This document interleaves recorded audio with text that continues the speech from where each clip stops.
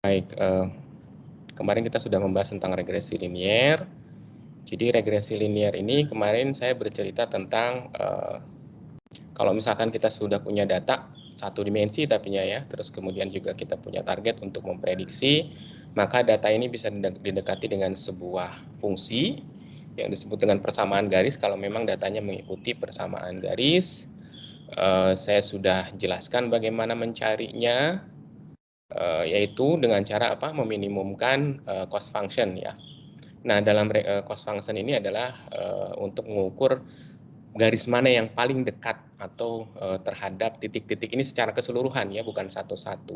Setelah dijumlahkan mana yang paling dekat kuadratnya ya. Nah, akan diperoleh sebuah garis yang optimum untuk data tersebut dalam hal meminimalkan cost function.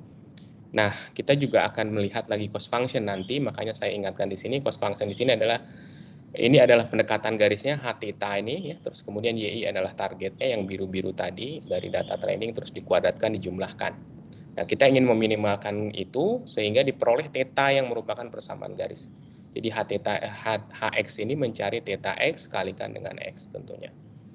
Ya, terus kemudian saya perbesar dulu ya.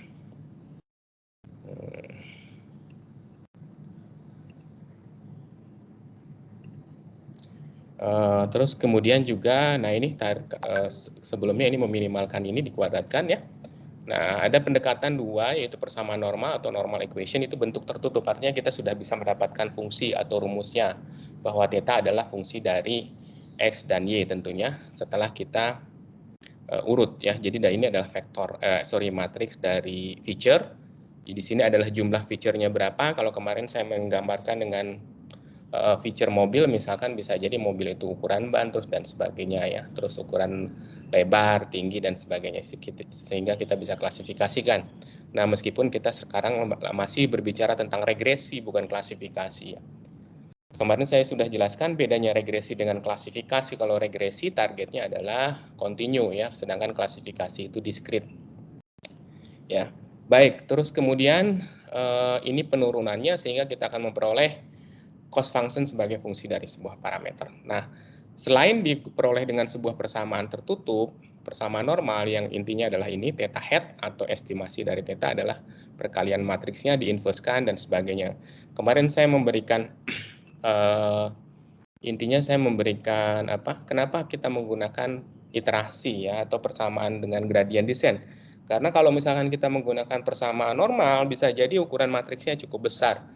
Ya, dalam aplikasi image misalkan yang cukup besar fiturnya yang merupakan pixel-pixel sendiri dalam sebuah image. Nanti kalau terus kemudian jumlah datanya sangat besar juga ketika kita mencari inverse dari sebuah matriks yang sangat besar, itu akan lambat terutama untuk diimplementasikan pada resource yang terbatas.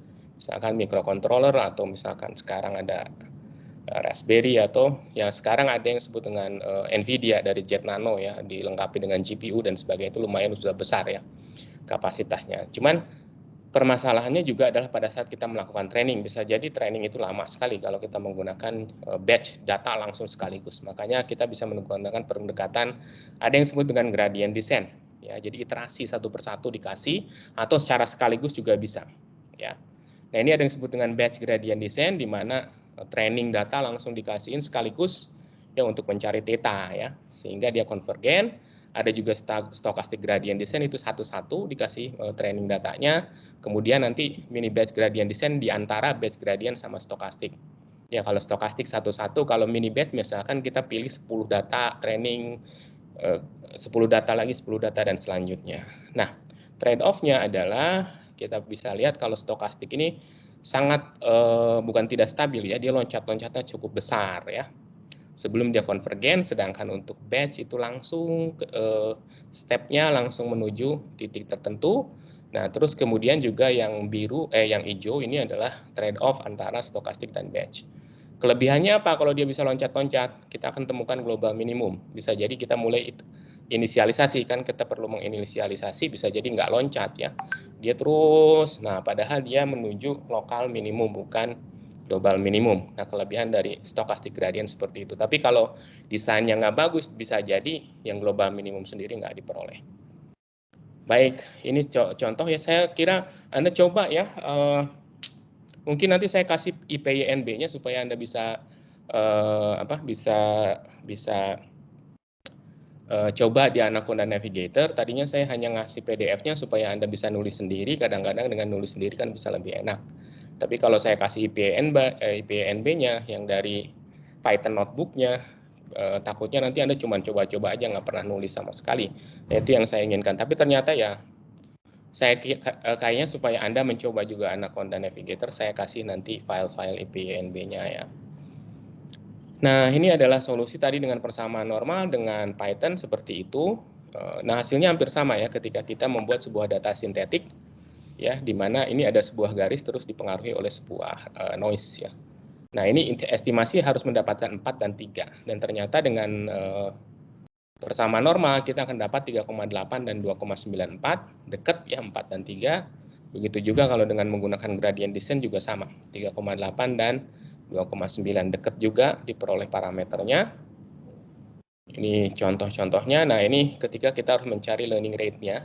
Kalau dia terlalu kecil, bisa jadi dia belum konvergen, kita sudah selesai. Misalkan kita batasi iterasi hanya 1000 kali, ini inisialisasi pertama, garis pertama, terus dia ingin melakukan fitting terhadap data ini, tapi nggak nyampe, tapi udah selesai. Kalau alpha atau learning rate-nya terlalu kecil. Begitu juga ketika learning rate terlalu besar, misalkan 0,5, ini langsung loncat dan dia tidak bisa balik lagi.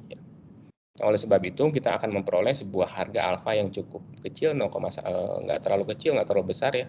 Nanti dia konvergen, cepat konvergennya. Ya. Oke. Nah, itu mungkin yang dari regresi linear. Nah, kita sekarang lanjutkan. Kalau kemarin kita berbicara tentang regresi linear, peruntukannya untuk melakukan regresi, ingat bedanya, ini fundamental ya, Anda harus ngerti bedanya regresi dengan klasifikasi. Meskipun mungkin bisa jadi metodenya hampir sama. Kalau regresi, outputnya continue. Misalkan kemarin kita prediksi harga rumah, prediksi kepuasan dari hidup dan sebagainya, itu adalah sebuah harga-harga yang memang continue. Dia bisa ngambil meskipun misalkan ada range-nya, tapi di daerah range itu dia bisa mengambil harga-harga yang continue ya. Sedangkan untuk klasifikasi kita bisa jadi hanya punya dua harga, misalkan mobil bukan, atau misalkan jenis mobil, sedan, truk, bus dan lain-lain ya, van dan lain-lain, itu adalah klasifikasi. Ya, nah kita akan berbicara tentang klasifikasi tapi dengan cara yang paling sederhana, yaitu dengan menggunakan regresi logistik. Ya, kita lihat meskipun sama-sama namanya regresi, tapi itu digunakan untuk klasifikasi. Tapi meskipun bisa juga regresi logistik digunakan untuk regresi ya. Jadi ingat, regresi logistik meskipun namanya regresi bisa digunakan untuk klasifikasi. Nah, kita akan berbicara masalah itu sekarang. Oke, baik. Jadi pertemuan sekarang adalah mengenai regresi logistik. Jadi klasifikasi ini data training yang diolah sudah mempunyai label discrete atau kelas dan berjumlah sedikit, misalkan ya. Dalam artian gini, kita ingin membedakan misalkan 5 kelas lah ya, atau kita bisa membedakan 2 kelas, atau kita bisa membedakan 3 kelas. Kalau kita sebut 3, 2 berarti kan itu discrete ya. Nah, misalkan kemarin pada saat pertemuan pertama kita ingin membedakan bahwa sebuah instan atau sebuah email itu adalah spam atau bukan ya. Nah, ini termasuk golongan supervised learning juga, artinya dia dikasih label nantinya ya. Makanya di training supervised, berarti kenapa disebut supervised, diawasi karena memang kita sudah ngasih target-target berlabel ya. Selain dari matriks feature-nya, kita kasih Y-nya yaitu berupa label. Nah, supervised ini seperti yang sudah saya jelaskan terbagi dua. Ada prediksi atau regresi, ini adalah targetnya continue, sedangkan klasifikasi targetnya adalah discrete. Nah, contoh kasus untuk email ini spam dan bukan, berarti saya punya dua harga kelas kan. Email yang termasuk spam dan email yang termasuk bukan spam. Kita belajar yang sederhana dulu ya. Nah, kita akan membicarakan di sini klasifikasi ya. Kalau kemarin kita regresi. Tapi menggunakan cara yang sederhana, yaitu logistic regression, dan ada hubungannya sama linear regression nanti ya. Regresi logistik ini disebut dengan logit regression juga ya, untuk estimasi probabilitas menyangkut sebuah data termasuk kelas tertentu. Jadi basisnya sebetulnya kalau dalam machine learning, pembelajaran mesin ini akan lebih gampang Anda mengerti kalau misalkan sudah mengerti probabilitas dan statistik, dan kita kan sudah belajar itu ya. Teman-teman mahasiswa sudah belajar pada saat kuliah Propstat. Kalau bisa sih dilihat-lihat lagi. Minimum untuk pengertian probabilitas itu apa sih sebetulnya gitu ya.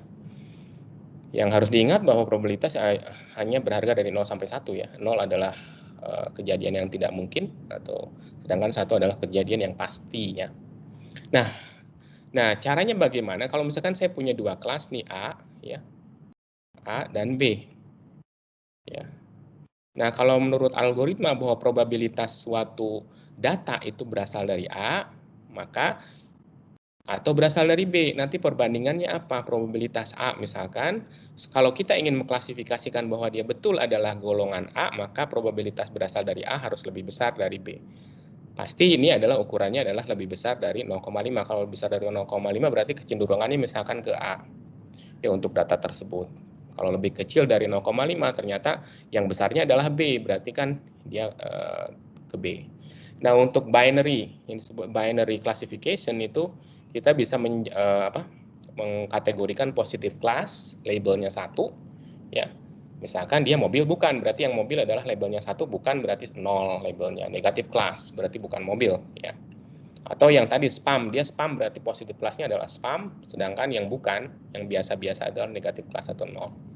Ya, bisa aja dibalik sih, cuma nanti mungkin jadi agak membingungkan. Yang penting kita ingin mendeteksi apa nih? Kalau kita ingin mendeteksi spam berarti positif kelasnya adalah spam. Ya, negatif kelasnya adalah yang normal. Ya. Kalau kita ingin mendeteksi adalah mobil atau bukan, berarti positif kelasnya adalah mobil, yang bukan adalah 0 negatif kelas. Ya. Mungkin kalau binary seperti itu. Nah, oke lah. Seperti yang sudah kita pelajari di regresi linear, persamaannya kan ini sama ya. Kita punya set parameter yang disebut dengan theta, ya, ini. Terus kemudian kita punya training dalam bentuk X. X di sini adalah dalam bentuk vektor. Kenapa vektor? Karena kita hanya melihat satu observasi. Jadi kan kita bisa, trainingnya ukurannya berapa? Misalnya 1000, berarti saya hanya melihat satu dulu nih, ya, satu sampel. Ya. Nah, satu sampel ini kan ada feature-nya dalam setiap sampel. Kemarin kan di matriks N-nya kan ada, matriks X-nya itu ada ke bawah, itu adalah observasi, banyaknya observasi, ke satu baris itu menyatakan satu feature, satu observasi dan banyak feature ya. Ke kanan kolom itu menyatakan feature.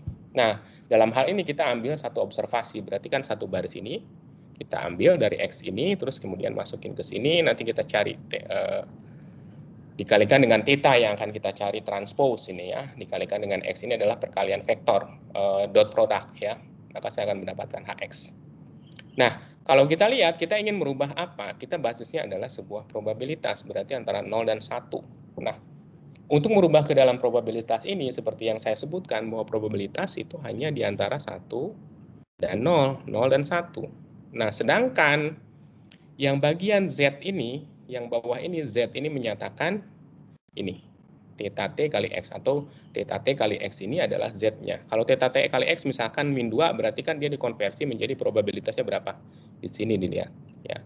Jadi, kita membuat sebuah yang disebut dengan logistic function, fungsi logistik yang mengkonversi bilangan real yang kontinu hasil dari regresi yang kemarin ya, theta T kali X. Kalau regresi linear kemarin kan langsung pakai ini ya, tapi kalau untuk logistik kita harus mencari nilai, setelah dicari masukin ke dalam fungsi logistiknya ya di sini, yaitu 1/1 plus E eksponensial pangkat minus theta T kali X.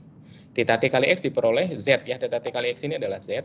Masukin ke sini hasilnya berapa? Ini pasti antara 0 dan 1. Ya. Oke, ini disebut juga dengan sigmoid function atau fungsi sigmoid ya. Bisa logistic function atau trial version. Ya. Oke.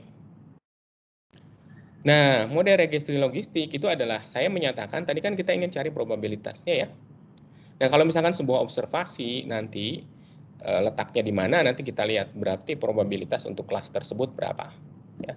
Jadi model prediksinya adalah kita bisa menyatakan, kita nyatakan 0 atau berarti negatif kelas ya. Tadi kan di sini saya menyatakan bisa positif kelas, misalkan tadi mobil atau bukan. Kalau misalkan dia 0, lebih kecil probabilitasnya dari 0,5, kita katakan dia bukan mobil karena 0 labelnya. Kita labeli dia dengan 0.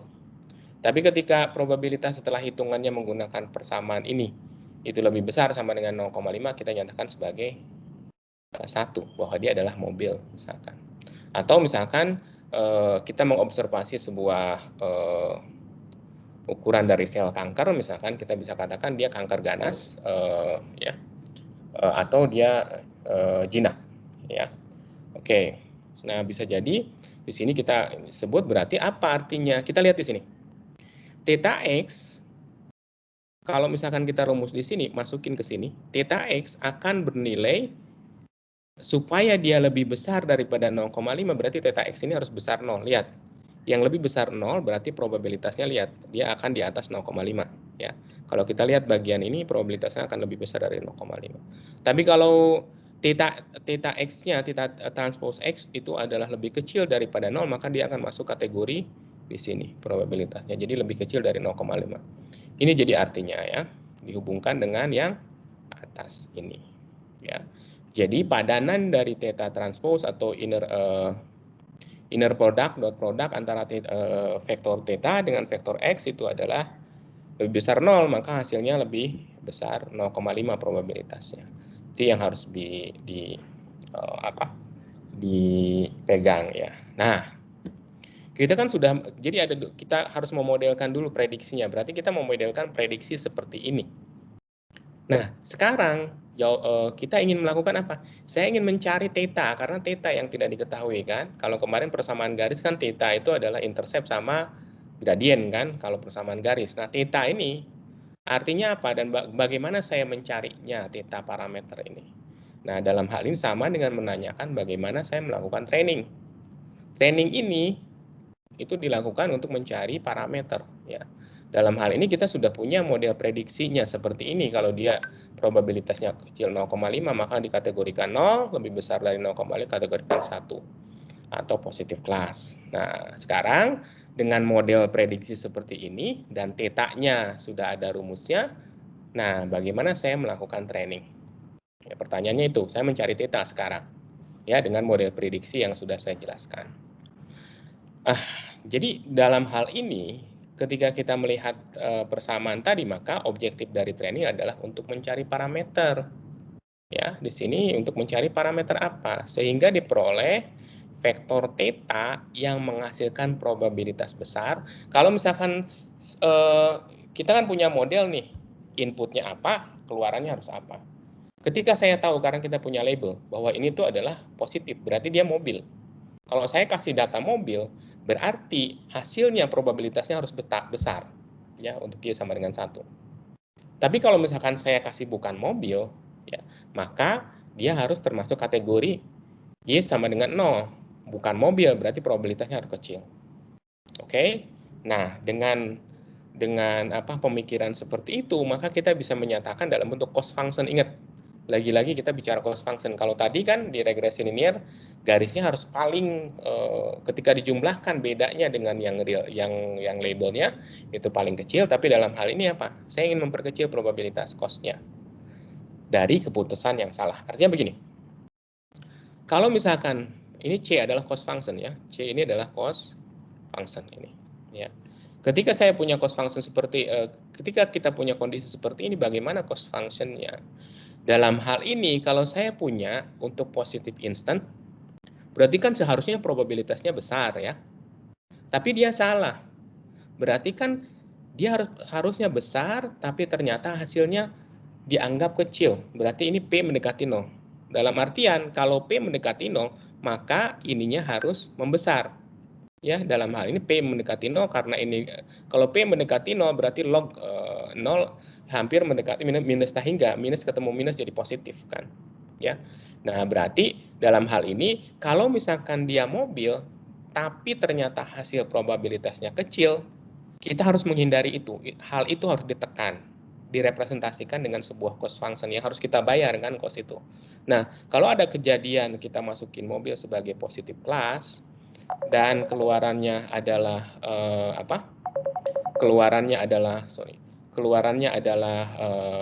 probabilitasnya kecil, maka kita harus menekan itu. harus dihindarkan, yaitu direpresentasikan dengan cost function yang harus diminimumkan. Begitu juga kalau misalkan bukan mobil kita masukin berupa negatif instant. Kita masukin bukan mobil, nah berarti ternyata probabilitasnya besar ya. Ya artinya salah kan? Kenapa bukan mobil dimasukin probabilitasnya besar? Nah, hal ini harus dihindari dengan cara apa? Representasinya adalah dengan sebuah cost yang dituliskan dengan seperti ini. Kalau misalkan P mendekati 1, ini mendekati 0 lagi akan menjadi minus tahingga dekat limit to minus tahingga dengan minus jadi tahingga lagi. Jadi cost ini merepresentasikan kejadian-kejadian yang salah. Nah, kejadian-kejadian yang salah ini harus ditekan. Kalau Anda belajar mesin learning, pasti harus ada cost function karena kita ingin berbicara tentang saya ingin meminimalkan ini loh, gitu. Ingin meminimalkan sebuah cost function kejadian yang salah dalam hal ini. Kalau dalam regresi linear, saya ingin meminimalkan jarak antara garis dengan titik-titik sampel, ya. Nah, kalau dalam hal ini saya ingin meminimalkan klasifikasi yang salah, yang mobil dikategorikan sebagai bukan mobil, yaitu dengan min log P ini, dan bukan mobil dikategorikan sebagai mobil. Nah, kejadian ini harus ditekan. Makanya direpresentasikan dengan cost function yang harus diminimumkan. Dalam hal ini berarti cost function-nya kalau misalkan Y-nya dia adalah mobil, maka cost function-nya ini. Kalau dia bukan mobil, maka cost function adalah ini. Ketika dia salah mengklasifikasi, itu harus dihindari. Nah, kalau misalkan ini hanya untuk satu instant atau satu data training, kalau kita ingin menggabungkan semua data training, maka saya akan mendapatkan sebuah cost function seperti ini, yang disebut dengan log loss. Ya, log loss ini saya kombinasikan. Kalau Y-nya 1, lihat. Kalau Y-nya 1, maka yang diambil adalah bagian ini kan. Ya, balik lagi loss ke sini kan. Tapi kalau Y-nya adalah 0, labelnya adalah 0, maka ini jadi kalau 1 berarti ini jadi 0 kan, nggak ada. Y-nya 1 berarti yang diambil yang ini. Berarti kan cocok ya, kalau Y sama dengan 1 berarti ini. Kalau Y-nya sama dengan 0, berarti kan yang ini jadi 0, yang sebelah kanan jadi log 1 min PI, jadi balik lagi ke sini. Nah, ini adalah gabungan semua cost function dari setiap instance. Artinya apa pengertian dari rumus ini? Pengertiannya adalah ketika dia mobil, ya, tapi kita ingin menghindarkan ketika dia mobil dikategorikan sebagai bukan mobil, dan ketika dia bukan mobil dikategorikan sebagai mobil untuk setiap titik training. Direpresentasikan dengan J ini. Nah, kejadian-kejadian itu harus diminimumkan. Artinya ketika diminimumkan apa? Ketika diminimumkan, saya akan memperoleh kejadian tadi, 2 kesalahan tadi itu akan minimum. Nah, representasinya dalam bentuk apa? Representasinya dalam bentuk cost function ini, J. Ya, J ini saya ingin turunkan. Carinya kemana? Berarti saya harus mencari parameter yang bisa meminimumkan kejadian salah tadi, yaitu T. Ya, nah, caranya bagaimana? Ya sudah, Anda belajar dari kalkulus untuk mencari. Biasanya kan minimum itu atau cekungan kayak gitu kan. Nah, itu adalah kalau misalkan minimum itu biasanya dalam bentuk cekungan gini kan. Kita nggak usah bicara dulu tentang local minimum, global minimum, pokoknya ada cekungan. Nah, kira-kira minimum di sini kan, gradiennya berapa? Kalau gradien yang paling minimum, ya 0 ya. Kalau di titik ini kan gradien garis gini kan, berarti bukan 0, gradien kan kemiringan. Ini juga bukan ya. Berarti yang paling minimum adalah di sini, di 0. Ya. Maka saya mencari titik minimum itu adalah 0. Ya, oleh sebab itu ketika saya turunkan, turunannya itu yang bagian turunan ini nanti kita anggap sebagai 0. Harus sama dengan 0 kan, ketika Anda di kalkulus mungkin masih ingat ya. Nah, caranya gimana? Kita lihat. Bentuknya kan hampir sama dengan yang sebelumnya dengan regresi linear, kecuali nggak ada fungsi logistik ini, nggak ada sigmoid function. Jadi yang ada kemarin tuh ini dikurang ini langsung kan, ya. Oke, lihatlah ya, saya coba lagi, perlihatkan lagi yang tadi mana. Oh, udah saya hapus ya.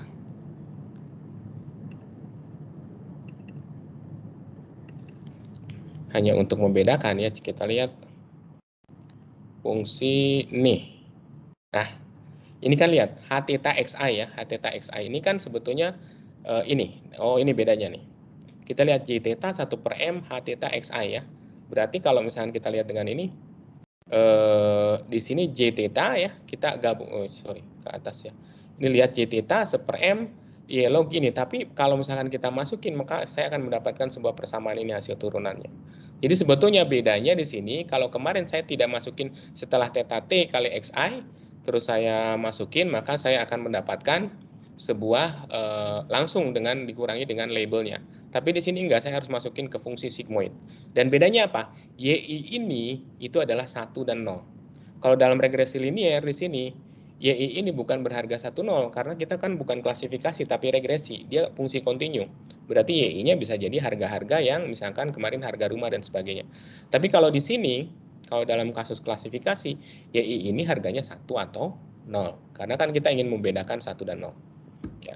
Oke, nah setelah kita akan hasilnya kan sama, berarti apa?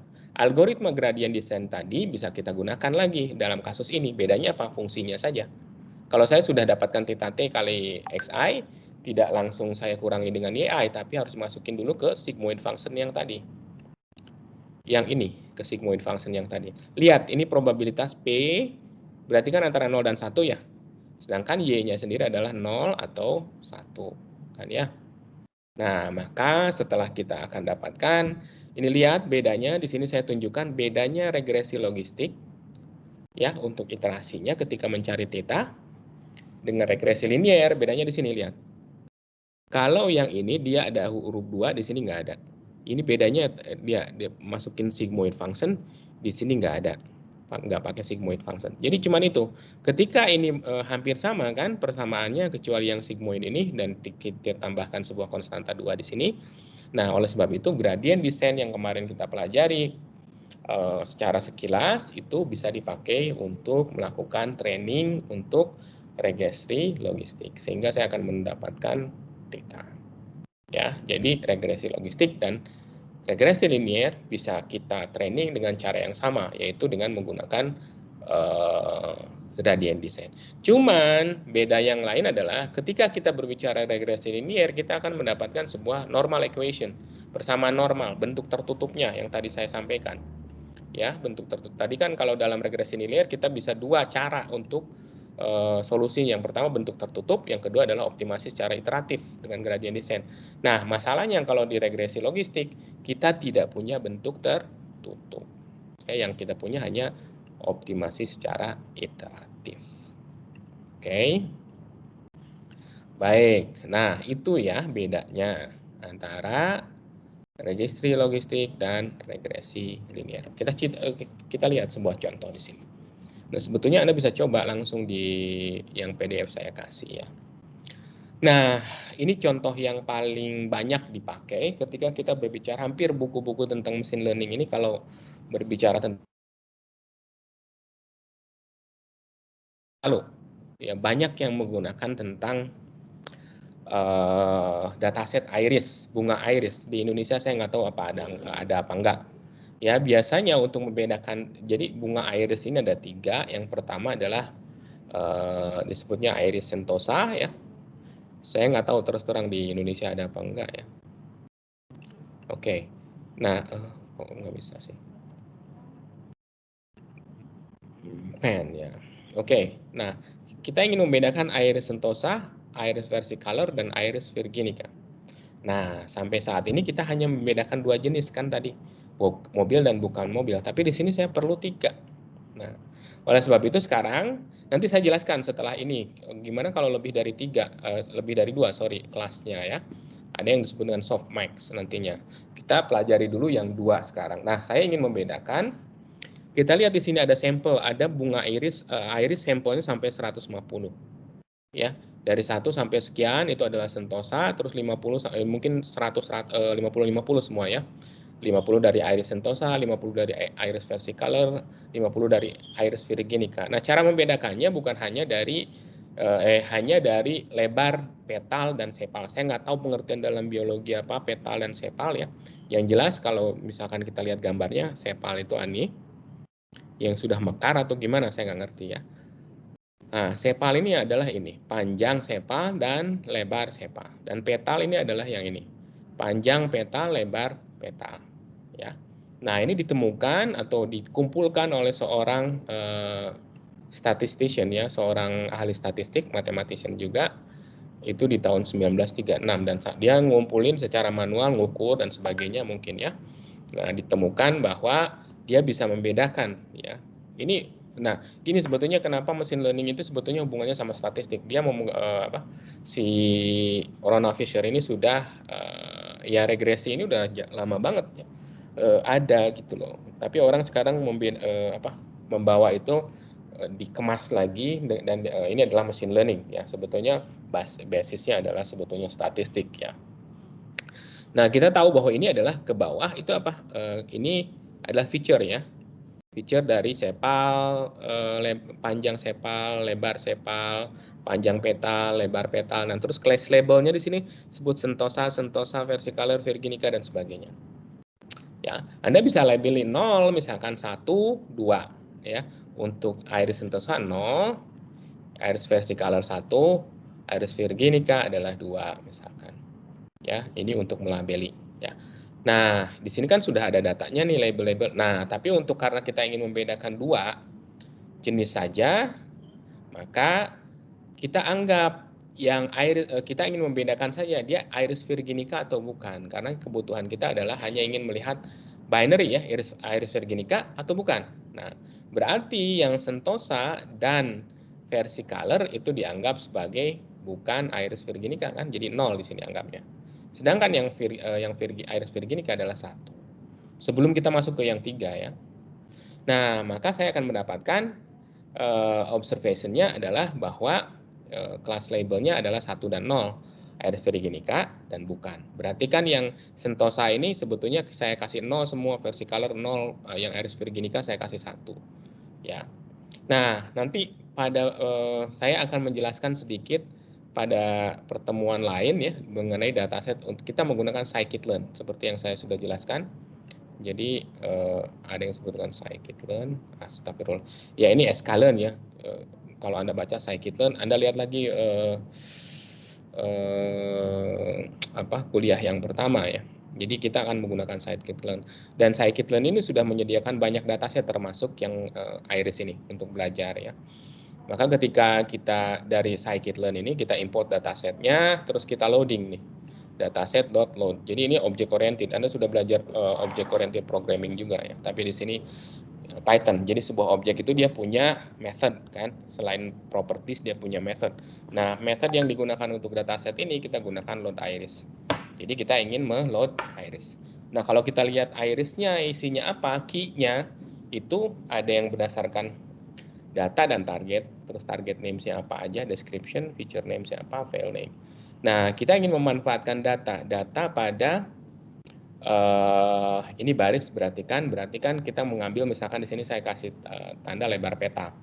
Ya, sedangkan target ini kita ingin membuat selain iris virginica itu kita set menjadi 0.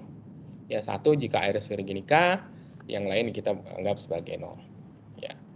Nah, berarti kan saya sekarang sudah merubah Y target ini menjadi 0 dan 1 saja, bukan 012 misalkan ya. Karena kita hanya ingin melihat dua kelas, mengkategorikannya, dia iris virginica atau bukan. Nah, kalau misalkan kita setelah memilih model, ya, kita sudah memilih model, misalkan kita sudah dapatkan X-nya dan Y. Nah, ini pengertiannya apa? Lihat, saya coba perlihatkan lagi dengan dimasukkan yang kemarin ya, yang ini, Yang ini kemarin kan saya sudah menjelaskan bahwa data itu bisa disimpan, harus disimpan, nanti ingat ya. Seperti ini. Ya, data ini harus disimpan,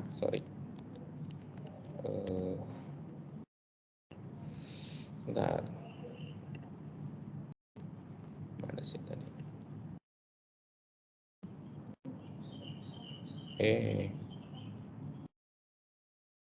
Nah, ini saya copy ya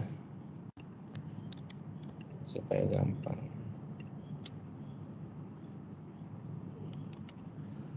supaya jelas. Saya misalkan ke sini. Nah, data ini yang X ini adalah representasi X ini. Berarti kan apa? Jumlah feature-nya ke sebelah kiri kanan, berarti kan Jadi ini data pertama, misalkan data iris untuk yang lebar petal ya kita ambil hanya pertama saja. Dalam artian kita hanya membuat sebuah vektor di sini karena yang kita ambil hanya lebar petal saja. Di sini kan ada lebar petal seperti yang tadi di sini.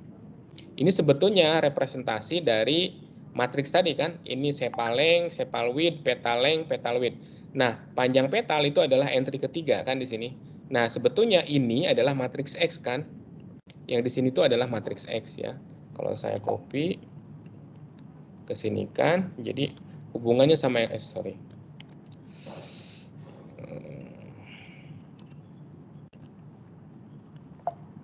Ya Allah. Nah, kita lihat ya hubungannya. Nah, feature kan di sini sepal length, sepal width, petal length, petal width. Ini feature ya. Oke, ke sini. Berarti feature-nya ke sini. Nah, data sampai M. Ingat, kalau feature kita simbolkan dengan N, jumlah feature-nya. Sedangkan jumlah data itu M. Berarti ke bawah ya, 150 itu ke bawah M. Berarti kalau satu sampel berarti ke satu baris ini. Satu baris ini. Nah, sekarang yang dimanfaatkan oleh dia apa? 3. Berarti kan dia hanya ngambil kolom ke 3 ya. Sampai ke ya ketiga, lebar petalnya. Berarti kan saya ambil hanya lebar petal. Maka kita ambil lebar petal, berarti ini petal width ya. Petal width ini yang kita ambil saja ya. Artinya ini adalah vektor X. Vektor Y-nya yang mana? Yang X ini adalah targetnya yang di sini, labelnya ya. Dalam hal ini berarti saya ingin memperoleh kok dihapus.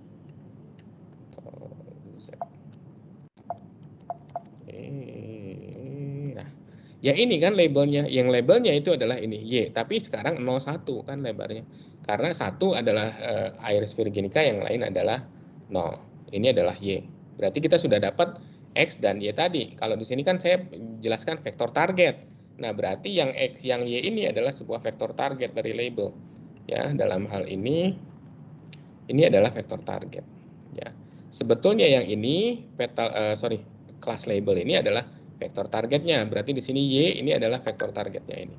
Saya susun menjadi sebuah vektor, saya akan dapatkan XY. Nanti kalau untuk menggunakan scikit-learn ini harus diatur seperti itu. Saya punya feature matriksnya, saya punya vektor. Saya punya target vektor.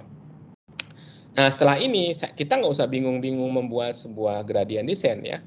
Kita bisa langsung menggunakan dari scikit-learn, tapi Anda harus ngerti pengertiannya gradient descent itu apa ya. Berarti yang tadi ya, mencari parameter dengan cara iterasi. Nah, kita langsung aja. Kalau untuk ini saya ingin mentraining dengan menggunakan regresi logistik. Berarti modelnya apa? Saya di sini kan saya ingin ini bukan ya oke lah. Di sini kita ingin memisahkan antara kadang-kadang ini kan disatukan ya. Kalau iris ini sebetulnya awalnya disatuin. Datasetnya ada matriks vektor sama target labelnya kan. Saya ingin pisahin. Nah, langkah pertama memang harus dipisahkan antara feature matriks sama target ya. Maka saya akan di sini memisahkan feature-nya dengan targetnya. Nah, setelah saya dapatkan target dan feature-nya terpisah, maka saya akan menggunakan kita training dengan regresi logistik. Tinggal sebut scikit-learn-nya, terus kemudian modelnya apa? Ini termasuk model linear ya, linear model, terus import apa? Logistic regression. Nah, saya akan dapatkan objek logreg dari logistic regression ini. Ya, saya akan mendapatkan sebuah objek. Nah, objek ini digunakan untuk melakukan fitting. Fitting itu training. Kalau di sini ada fit, kalau dalam scikit-learn fit berarti saya ingin melakukan training. Datanya apa? Data input matriksnya X. Setelah yang saya sebutkan di sini, kemudian labelnya adalah Y. Ya. Nah, setelah itu maka saya akan peroleh ini hasil estimasi. Nah, kalau misalkan ya misalkan setelah kita melakukan training tadi, berarti kan saya sudah mendapatkan theta ya, theta-nya sudah dapat. Tapi biasanya itu bisa kita langsung gunakan. Misalkan saya punya data baru nih. X new ini adalah sebuah data baru sebanyak 1000 ya. Nah, reshape ini untuk membentuk memformat lagi menjadi sebuah vektor ya dalam hal ini. Karena ke bawah kita kan hanya memanfaatkan satu feature dalam hal ini. Nah, kita ingin memperoleh probabilitasnya berapa? Logreg predict proba ya. Logreg itu dari mana? Logreg itu adalah yang dari ini, objek dari logistic regression. Nah, ini selalu dipakai nih. Ini untuk fitting, pertama kali untuk training. Nah, di sini saya ingin memperoleh apa? Saya ingin memprediksi data baru, XNew, karena modelnya sudah ada kan, dan disimpan dalam objek logreg. Terus predik probabilitas yang data-data baru ini. Nah, setelah itu bisa juga kita buat sebuah decision boundary. Nanti kalau misalkan kita plot, Anda ikuti ya dari modul saya ya. Nah, maka saya akan memperoleh kalau misalkan kita ingin membuat sebuah decision boundary ini berdasarkan not iris virginica, berarti yang biru, sedangkan berdasarkan sebetulnya hanya cukup satu juga, yang hijau aja sudah cukup ya. Artinya apa? Di sini membacanya begini. Kalau misalkan saya punya bunga ya, iris virginica ya, misalkan dengan lebar petal atau petal width-nya di sini. Misalkan saya punya bunga dengan petal width di sini. Ya. Membaca yang hijau artinya apa? Probabilitas bahwa dia itu termasuk iris virginica, maka ini kita baca. Berapa probabilitasnya? Lihat ke pinggir. Oh, misalkan di sini 0,92 misalkan ya di sininya. Kalau petal width-nya sekian. Nah, menurut yang biru ini bahwa dia itu not iris virginica, berapa probabilitasnya? Ambil yang ini aja, yang biru. Kalau misalkan menurut yang biru ini dia bukan iris virginica, ya itu probabilitasnya adalah 0,1. Berarti mana yang lebih besar? Ya probabilitas 0,9 ini dong. Jadi kemungkinan besar karena menurut garis yang hijau ini dia adalah iris virginica untuk data segini. Ya, karena probabilitasnya lebih besar bahwa dia kalau kita berbicara probabilitas kan yang mungkin terjadi itu adalah dari situ gitu kan, probabilitasnya yang lebih besar. Berarti probabilitas lebih besar data tersebut berasal dari iris virginica. Ya. Nah, kalau misalkan dia petal width-nya di sini, cara bacanya gini. Kita lihat probabilitas bahwa dia berdasarkan iris virginica berapa? Ini lihat yang hijau. Oh, segini 0,2. Tapi kalau probabilitasnya kalau misalnya kita lihat bahwa dia not iris virginica, probabilitasnya adalah segini 0,91 misalkan. Oh, berarti bunga yang tadi dengan petal width sekian kemungkinan besar adalah berasal bukan iris virginica. Maka saya akan mengklasifikasikan atau karena berdasarkan observasi probabilitas itu yang lebih tinggi ya udah berarti itu adalah not iris virginica, sorry. Ya. Nah, jadi cara membacanya seperti itu. Kita mendapatkan sebuah decision boundary atau batasan mana iris virginica mana bukan. Ini adalah decision boundary-nya. Ya, di 0,5 sini. Nah, petal width, petal length-nya itu kita bisa lihat berdasarkan harga-harga di sini. Petal width-nya berapa, petal length-nya berapa. Nah, ini diperoleh dari mana? Dari berdasarkan parameter theta tadi. Ya. Coba Anda lihat skripnya yang dari saya, atau saya buka lah supaya nunjukin supaya jelas. Ini hands-on-nya udah saya share ya. Jadi, nah kalau mana kan di bawah.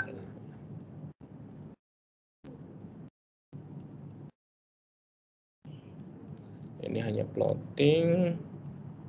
Ini contoh Python-nya.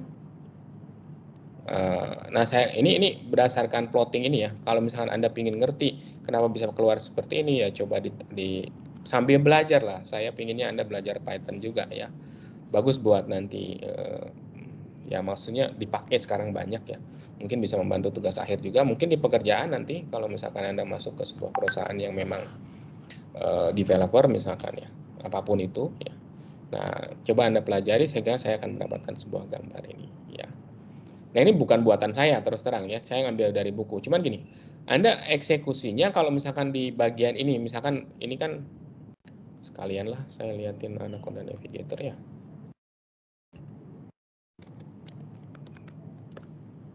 Sebentar.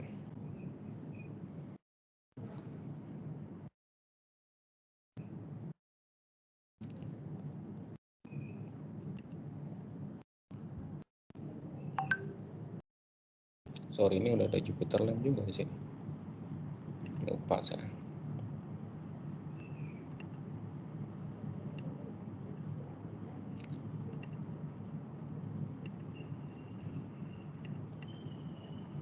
Ini saya sudah bagikan juga ya chapter yang basic ini ya.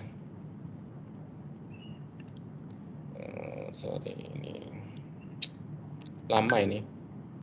Saya close dulu lah. Oke lah ya, sambil nunggu ya. Jadi seperti itu ya. Jadi dalam hal ini Anda bisa coba lihat-lihat ya. Nah, terus kemudian ini kalau misalkan kita gunakan di modulnya juga saya sudah jelaskan. Tadi kan hanya memanfaatkan satu data ya, satu feature. Nah, bisa jadi Anda bisa memanfaatkan juga dua feature. Misalkan bukan hanya petal width. Nah, tapi juga saya bisa menggunakan, ya, dua, yaitu di sini petal length sama petal width. Ingat bahwa sebetulnya kita punya data itu, si datasetnya ini, iris dataset ini bukan hanya petal length, petal width, tapi di sini ada sepal length, sepal width, sama petal length, petal width. Jadi ada 4 feature kan, ya. Tapi kita baru memanfaatkan satu kalau di contoh yang barusan. Nah, kita ingin memanfaatkan dua sekarang.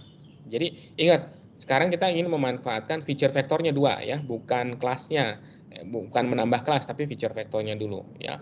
Nah, kalau misalkan kita tambah bukan hanya satu tadi petal width ya di sini. Nah, ini petal width kita tambah sekarang dengan coba sebentar.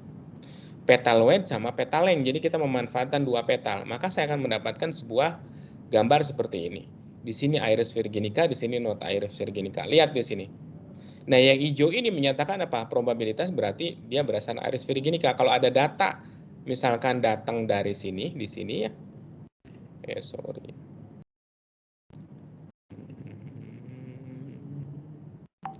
Bukan highlight yang nggak bisa dicoret-coret.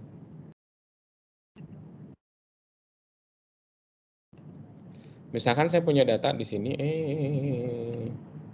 sorry. Oke lah, kalau punya data di sini, misalkan dia lebarnya, panjangnya 6, lebarnya 1,25, berarti kan di sini jatuhnya. Nah, 0,9 atau 90% probabilitas berasal dari iris virginica. Ya, berarti dia sebetulnya iris virginica hasil klasifikasinya.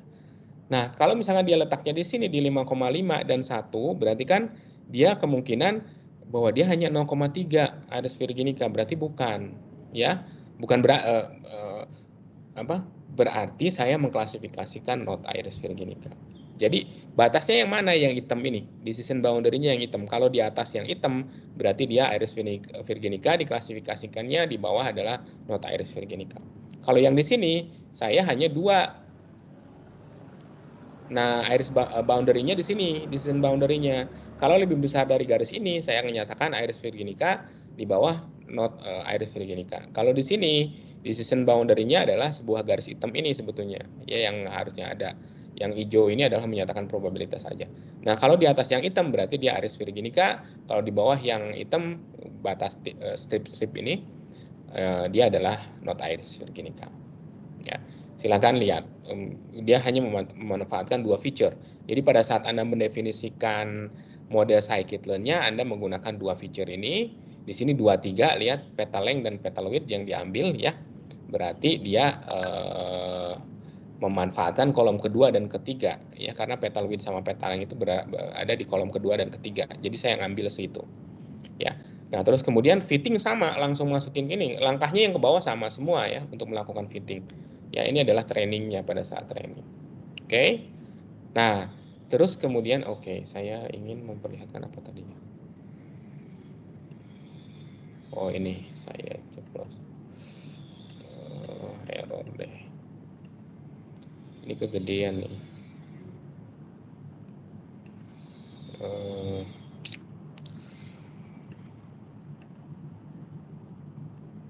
Lama nih, bentar lah. Ini kok ngeheng nih. Oke lah ya. Nantilah. Baik, jadi itu kalau misalnya kita memanfaatkan dua feature ya, maka saya akan mendapatkan ini. Nah, sekarang kalau kita lanjut lagi, maka ketika kita ingin tapi kalau masalahnya gini, bagaimana kalau ingin membedakan semua jenis? Tadi kan saya mengkategorikannya hanya dua, sekarang saya ingin virginica, versicolor, dan sentosa. Berarti tiga dong, logistic regression nggak bisa dipakai langsung. Nah, ada yang disebut dengan softmax atau softmax regression ya. Nah, persoalannya ini adalah untuk multi classes atau banyak kelas ya. Nah, dapat digunakan regresi softmax. Nah, caranya gimana? Caranya model regresi diperluas atau digeneralisasi untuk kasus multi classes lebih dari 2 ya. Secara langsung tanpa harus mentraining dan mengkombinasikan beberapa binary classifier. Nanti ada yang disebut dengan one versus many dan sebagainya. One versus one versus many, tapi nanti dipelajari ya. Jadi beberapa algoritma sebetulnya didesain hanya untuk binary classifier. Contohnya apa? Logistic regression, satu lagi adalah SVM. Kalau Anda pernah mendengar support vektor mesin, sebetulnya dia didesain untuk binary classifier, diturunkan ya. Tetapi bukan berarti hanya bisa diimplementasikan untuk binary, bisa juga di-extend menjadi multi-class classifier. Caranya gimana? Ada yang disebut dengan one to many sama VO, saya lupa namanya ya. Pokoknya nanti bisa satu dibandingkan dengan yang tidak dengan dia atau satu-satu kita bandingin ya. Meskipun itu binary classifier tapi kita gabungkan banyak binary classifier sehingga saya akan mendapatkan multi class. Nah, sedangkan yang ini kita extend menjadi softmax regression atau multinomial logistic regression. Kalau tadi kan hanya binomial ya. Binomial logistic regression hanya 2, sedangkan yang softmax regression ini adalah untuk multinomial logistic regression. Baik. Nah, sekarang contohnya adalah menghitung skor semua instance terlebih dahulu. Kalau yang tadi kan kita langsung ya, jadi tetanya itu hanya satu ya. Tapi di sini kita hitung skor semua instance tiap kelasnya. Jadi tetanya itu adalah setiap kelas kita definisikan teta. Ya. Jadi setiap kelas ini mempunyai vektor parameter masing-masing teta k. Ya, jadi kita ingin mencari teta k. Ya, kalau tadi kan tetanya satu ya, karena dia ingin membedakan 2. Nah, sekarang kita ingin membedakan tetanya berdasarkan masing-masing kelas. Berarti kan saya harus mendefinisikan atau harus mencari teta k untuk masing-masing kelas. Nah, kemudian perhitungan probabilitas bahwa sebuah instan termasuk kelas K itu dari eksponensial XK. Jadi XK ini nanti yang akan dicari. Tetanya akan dicari dengan bisa menggunakan gradient descent juga ya. Tapi kita masuk tetanya untuk setiap kelas kita definisikan. Nah, terus kemudian perhitungan probabilitasnya kalau tadi pakai sigmoid langsung ya. Kalau ini pakai eksponensial ya. Atau multinomial regression juga multinomial logistic regression, maka saya akan mendapatkan eksponensial dibagi dengan semua eksponensial. Jadi semua kelas dijumlahin eksponensialnya, sedangkan kelas yang tertentu probabilitasnya itu saya ambil yang bagian SK saja, misalkan untuk 3 kelas berarti Iris Sentosa, Iris versicolor, Virginica berarti kelas 0, kelas 1, kelas 2. Ya, maka saya masukin untuk kelas 0 sekian probabilitasnya, kelas 1 sekian probabilitasnya, kelas 3 kelas 2 sekian probabilitasnya. Nah, kita ingin mengklasifikasikan mana keputusan apa yang kita harus ambil, ya yang paling maksimum ya probabilitasnya di antara 3 itu. Jadi si instan itu probabilitasnya mana yang paling besar, itulah yang kalau misalkan yang terbesar itulah dia kelasnya ya. Klasifikasinya itu kelas itu ya. Itu berdasarkan ini. Nah, terus kemudian sekarang bagaimana saya melakukan training untuk mencari theta ini ya. Nah, jadi selalu gitu idenya. Saya punya model nih, modelnya seperti ini, seperti ini, seperti ini, cara mencarinya seperti ini, maka kita bisa mencari. Sekarang pertanyaan selanjutnya selalu, bagaimana saya mencari theta? Berarti kan untuk training ya. Sama seperti tadi, trainingnya ternyata menggunakan apa? Stochastic gradient descent. Nah, gradient descent, sorry. Nah, sekarang gini. Objektif dari training adalah menghasilkan model yang dapat mengestimasi probabilitas dengan hasil tertinggi untuk kelas target. Kalau yang tadi kan lebih besar dari 0,5, kita bikin sebuah cost function ya. Kalau misalkan salah, misalkan dia mobil, tapi ternyata probabilitasnya itu mendekati 0. Nah, itu kan salah ya. Nah, salah itu harus diminimalkan. Nah, ada yang disebut dengan cross entropy. Mungkin nanti kalau ada yang TA mengenai mesin learning, ada yang menggunakan cross entropy, cost function, pasti itu ada selalu cost function ya. Karena apa? Itu menjadi acuan kita. Kita ingin meminimalkan apa? Untuk mencari parameter ya. Nah, dalam hal ini kita menggunakan cross entropy. Kita lihat di sini YKI ini adalah kelas berapa ya. YK ini adalah untuk kalau misalkan dia datangnya, kan dia punya label ya. Kalau misalkan dia Iris virginica berarti tadi kelasnya 1 misalkan ya. Berarti ini saya boboti dengan nilai 1. Berdasarkan dari kelas itu. Kalau misalkan 2 ya saya boboti dengan 2. Kalau dia 0 berarti saya boboti dengan 0 dan sebagainya. Nah, sebetulnya intinya kalau misalkan kita balikan lagi, kalau hanya 2 nanti akan masuk ke logistik kan. Kalau ininya K-nya hanya 2, 0 dan 1, maka kita balik lagi ke yang logistik ya. Yang regresi logistik. Nah, ini bedanya dengan regresi logistik tadi apa? Kalau regresi logistik, K di sini nggak ada kan? Dia hanya 2 ya. Kita lihat di sini. Kalau Anda masukin lagi ya, di situ untuk 2 kondisi, maka dia akan lari ke persamaan ini. Ke persamaan yang ini. Ya. Tapi kalau kelasnya banyak, nanti masuknya ke persamaan ini. Nah, nanti ini akan balik lagi ke yang persamaan tadi kalau misalkan kita menggunakan 2 kelas saja.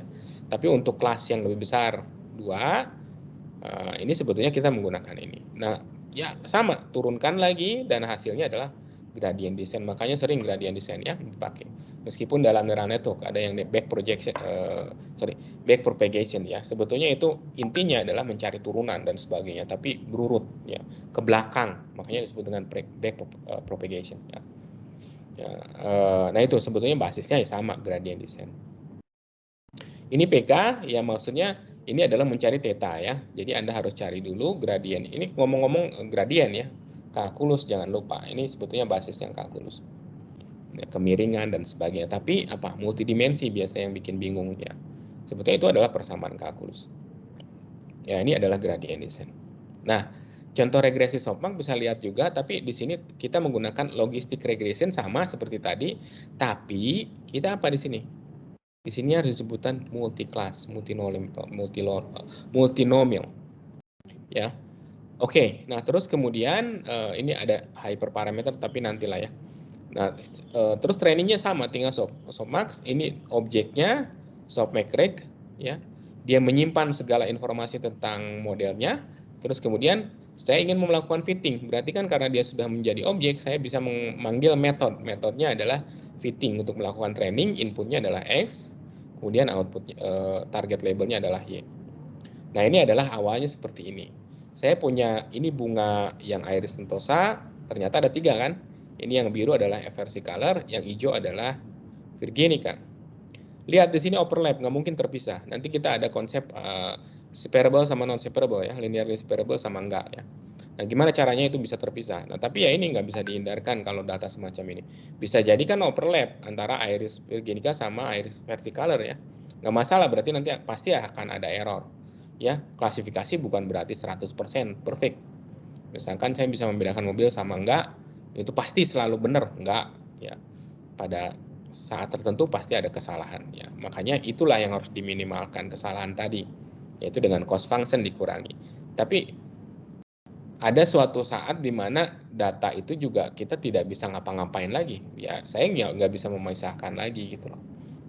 Ya udah pasti ada banyak kesalahan. Tapi kan dikembangkan teknik-teknik gimana caranya supaya ini terpisah. Saya menggunakan feature lagi. Nah, kalau misalkan saya menggunakan feature lagi ditambah, bisa jadi yang hijau-hijau ini terpisah sebetulnya kalau dimensi ketiganya ada. Tapi di dimensi kedua dia overlap yang hijau sama yang biru. Nah, ketika kita tambah feature yang lain bisa jadi itu separate sehingga kita bisa memisahkan dan performance-nya lebih bagus. Terus misalkan di dimensi 3 ternyata masih overlap juga. Kita pakai dimensi yang keempat meskipun nggak bisa dipikirin ya. Tapi bisa jadi itu separable dalam dimensi keempat ya. Nah, seperti itu. Kenapa kita harus menambah feature? Semakin banyak feature semakin bagus, tapi belum tentu juga. Ada kasus-kasus meskipun kita tambah feature itu malah bisa jadi makin jelek. Ada yang disebut dengan curse of dimensionality. Kalau dimensinya terlalu besar nanti ada masalah juga ya, performance nggak bagus juga. Makanya orang cenderung nanti ada yang disebut dengan pengurangan dimensi lagi atau dimensionality reduction, misalkan pakai principal component analysis. Kita belajar nanti setelah UAS ya, setelah UTS sorry, PCA ya, untuk mengurangi dimensi. Kalau dimensi semakin banyak, kebanyakan memang menguntungkan, kita bisa memisahkan lebih bagus performansinya. Tapi apa? Komputasi lebih tinggi kan? Ya artinya saya butuh komputasi, memori yang cukup besar, data yang sangat banyak. Berarti kan saya harus operasinya jadi semakin lambat. Nah, gimana caranya? Saya mengurangi dimensi juga, tapi performance tidak terlalu terdegradasi cukup signifikan misalkan. Ya, kita memanfaatkan dimensi mana yang paling dominan sebetulnya. Ya, atau gabungan dimensi sehingga lebih dominan bisa. Oke, nah kalau kita lihat ya ketika kita memplotting berdasarkan tadi regresi softmax-nya, maka saya akan mendapatkan boundary-nya atau decision boundary-nya seperti ini. Lihat ya, seperti garis ini. Jadi saya memisahkan 3 daerah ini kan, yang Iris versicolor, Iris virginica, dan Iris sentosa. Nah ini plotting ini juga ada di modul ya. Kalau Anda ingin coba-coba plotting ini juga ada caranya di modul, sehingga saya akan mendapatkan ini. Nah, pesan saya juga pada saat Anda melakukan tugas akhir, kalau memungkinkan Anda bisa menampilkan decision boundary seperti ini, bukan hanya ini kategori ini kategori ini, tapi nggak terlihat decision boundary-nya seperti apa. Ya. Apapun yang algoritma yang Anda gunakan, kalau bisa sampai bisa menunjukkan decision boundary ini lebih bagus, lebih kelihatan lah, lebih elegan lah, ya bukan hanya ini kelas A, kelas B, oh errornya segini, enggak. Kalau bisa sih ada semacam ditampilkan decision boundary seperti ini. Ya oke, baik. Kita coba di ini, saya nggak tahu nih error nih kayak. Ini muter-muter terus dari tadi. Oke lah, sebentar. Saya close dulu.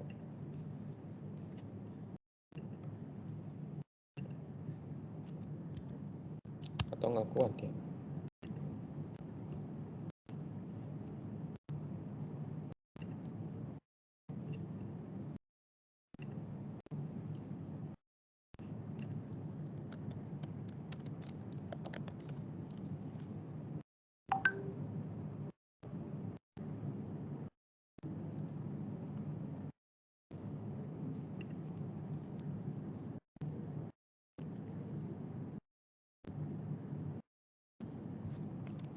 Nggak apa-apa.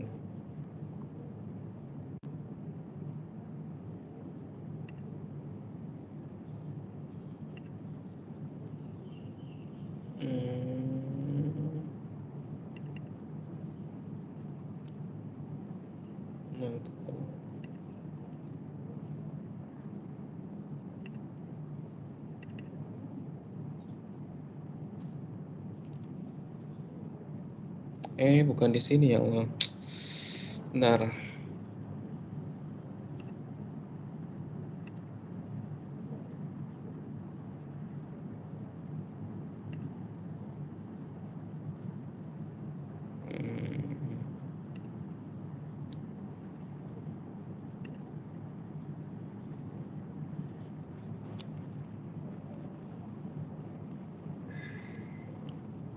Oh, Anda pinginnya oke, saya oke. Sepertinya bisa di sini sih ya. Nih, ya Anda bisa ini bisa pakai Jupyter Notebook atau Jupyter atau Jupyter Lab ya. Saya lebih suka di Jupyter Lab sih, tapi nggak masalah. Misalkan ini ya, Anda bisa eksekusi nih. Ini untuk membangkitkan data. Anda tinggal di sini misalkan tempatkan ya, terus shift, terus enter. Nah, dia eksekusi kalau ada bintang, berarti dia lagi eksekusi. Ya. Terus tunggu. Nah, dia akan keluar kan seperti ini. Ya, terus kemudian misalkan dengan persamaan normal, berarti tinggal gini aja. Anda eksekusi, berarti ini udah selesai kalau muncul huruf. Eksekusi lagi, muncul keluar. Nah, terus ini kan ada kata-katanya, kata-kata ya shift enter juga sama. Terus ini adalah di code ya. Maka saya akan eksekusi lagi, berarti 4 selesai. Terus mencari database, keluar segini. Terus kemudian tinggal enter, tinggal shift enter ya. Ini float figure seperti ini, terus ini menggunakan base gradient descent seperti ini. Nanti keluar tetanya berapa? Sekian misalkan. Terus kemudian ini juga sama. Kalau ini menggunakan memprediksi ya. Terus nanti keluar juga seperti ini. Coba kita lihat yang bawah ya, yang tadi yang Ini polinomial silakan baca sendiri ya untuk polinomial regression. Jadi regresi itu nggak selalu garis, bisa jadi dia dalam bentuk, kalau datanya seperti ini ya kira-kira oh ini X kuadrat kayaknya deh. Jadi kita dekati dengan polinomial ya, bukan linear regression. Kita lihat yang bawah. Ini untuk regresi linguistik, ini hanya untuk plotting bagian ini. Hanya untuk plotting, saya akan dapatkan plot seperti ini. Ini hanya kata-kata.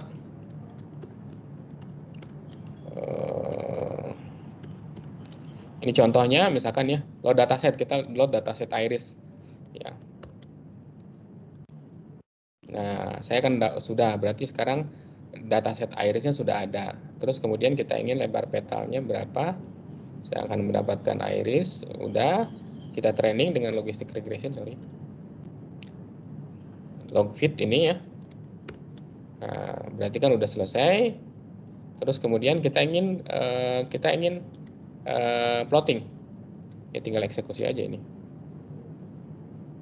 Oh, kenapa nih?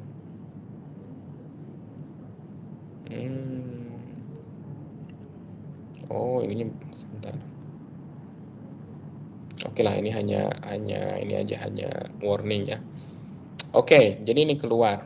Nah, Anda bisa coba-coba ya. Tapi kalau misalkan ada suatu error, misalkan tiba-tiba Anda buka terus langsung ke bagian, misalkan gini lah.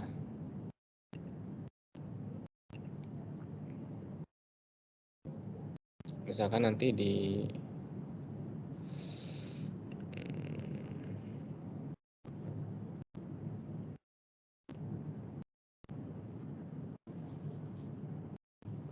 nah, ini nanti di pertemuan selanjutnya ya. Misalkan mana ya? Misalkan Anda buka langsung masuk ke sini ya, langsung masuk ke bagian ini terus Anda eksekusi. Nah, ada error kan? Karena apa? Yang atas-atasnya belum tereksekusi. Jadi kalau misalkan Anda eksekusi nanti IPNB-nya langsung ke bagian-bagian tertentu, karena bisa jadi ini tergantung pada yang sebelumnya. Ini kan kalau saya langsung eksekusi ini kan X itu sudah terdefinisi di atas. Tapi karena Anda langsung eksekusi ini nggak bisa. Karena apa? X-nya belum terdefinisi pada saat buka pertama kali. Berarti pastikan aja pada saat selalu running ini Anda coba dari mana dia kira-kira ngambil X dan sebagainya. Jadi pada semester kemarin tuh ada yang komplain, Pak itu kok programnya nggak jalan. Ya salah satu kemungkinannya apa? Karena pada saat misalkan eksekusi bagian ini, Anda sebelum ini yang atas belum tereksekusi, jadi itu mengurut ya. Anda bisa lihat sendiri lah, itu ada yang ngurut, ada yang enggak ya. Pas kalau misalkan itu adalah ngurut, Anda langsung eksekusi bagian bawahnya ya nggak bakal keluar. Karena kadang-kadang di sini adalah step by step, misalkan memilih model kelas dulu, berarti harus definisikan. Ini definisikan dulu gitu ya. Terus kemudian hiperparameter nanti, ya. Nah, hiperparameter misalkan nanti baru ini kita bisa eksekusi kalau yang atasnya sudah ya. Jadi kalau misalkan menggunakan ini, pastikan bahwa itu sudah tereksekusi di atasnya kalau misalkan langsung ya. Jadi error ya, pasti error karena Anda langsung ke bagian yang bawah misalkan. Yang atas harusnya dieksekusi karena itu adalah ngurut. Supaya lebih enak bisa step by step sambil baca dan sebagainya. Nah, yang saya promosikan kenapa pakai notebook, Jupyter Notebook, karena Anda di sini ada bisa nulis loh. Lihat. Ini tebal misalkan atau miring ya. Chapter ini jadi miring, terus kemudian ini juga scikit-learn pakai gini saja, nanti seolah-olah jadi seperti ini untuk misalkan untuk menyatakan dalam kalimat itu sebuah objek dari suatu program dan sebagainya. Atau Anda bisa juga ini kayak membuat sebuah link, hyperlink misalkan ke sini ya, tulisnya seperti ini aturannya. Ini disebut dengan markdown. Kalau pada bagian ini Anda sedang menulis, berarti di sininya markdown. Markdown ya bahasanya. Terus kalau di bagian ini dia akan berubah jadi code. Berarti Anda bisa coding Python di sini. Terserah mau berapa panjang atau satu-satu ke bawah ya, nggak masalah. Ya, ini pakai misalkan untuk Seaborn. Itu eksekusi kalau lagi, nah ini akan keluar langsung keluaran di sini ya.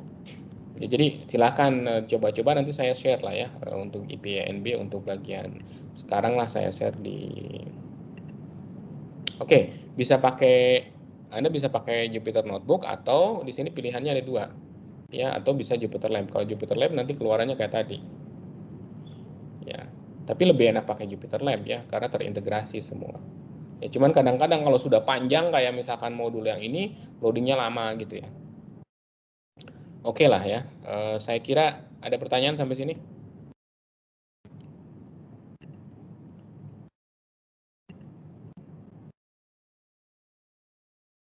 Tidak ada. Jangan-jangan saya ngobrol sendiri dari tadi. Pak, saya mau tanya. Ya. Ya, gimana? Ya, saya mau tanya Pak, untuk yang logistik regresi itu, apa memang parameter modelnya itu begitu semua gitu Pak, parameter modelnya? Karena kan, gimana? Karena klasik yang logistik regresi Putus-putus. 0,5 sama lebih kurang dari 0,5. Kurang dari 0,5 sama lebih dari 0,5. Apa memang parameter modelnya itu ya memang sama dalam seperti artian itu untuk logistik regresi. Jadi karena dia tuh ada dua, jadi kemungkinannya berarti kan kalau ada dua berarti kan ada dua kemungkinan. Kalau lebih besar dari 0,5, yang lain lebih kecil dari 0,5 kan? Karena kan misalkan dia 0,6 berarti kan yang lain adalah 1 dikurangi 0,6 berarti 0,4 dong. Ya. Berarti itu untuk dua kondisi. Tapi pada saat nanti Anda dapatkan misalkan seperti gambar yang tadi. Kalau di fungsi awalnya kan kayak gini. Nah, ini kan lebih besar dari 0 dan lebih kecil dari 0. Tapi ini adalah untuk harga Z-nya ya. Ingat, untuk harga Z yaitu min theta T X-nya. Ini untuk harga Z-nya. Tapi ketika kita konversi ininya bawahnya itu bukan Z. Kalau Z ini kan theta T kali X kan ya. Kalau misalkan bawahnya itu adalah kita plottingnya adalah harga X, maka nilainya seperti ini. Tidak bakal nih lebar width-nya ini kan langsung ke X-nya ya, ke feature-nya loh, bukan Z-nya. Kalau misalkan ke Z-nya pasti yang decision boundary-nya itu pasti di 0 di sini. Kalau Anda kalikan aja petal width ini dengan theta ditranspose ya, pasti harganya itu di sini 0, di sini lebih besar 0, di sini bawah lebih 0. Tapi kalau kita gambarnya probability-nya sebagai fungsi dari feature-nya, petal width, maka dia nggak 0 lagi kan? Karena kita menggambarkannya sebagai fungsi X, bukan fungsi Z gitu loh. Ya. Ngerti nggak? Iya, Pak. Oke. Oke. Ada lagi?